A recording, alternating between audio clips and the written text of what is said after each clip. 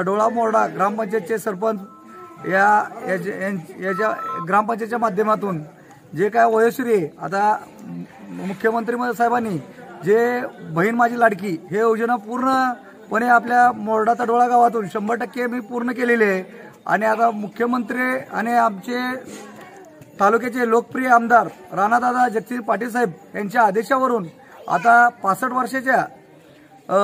वर्षाच्या जी मुख्यमंत्री वयोश्री योजना या जी काय वृद्ध मंडळी आहे, या वयोवृद्ध मंडळीची सुद्धा मी घरोघरी जाऊन फॉर्म स्वतः गोळा करत आहे।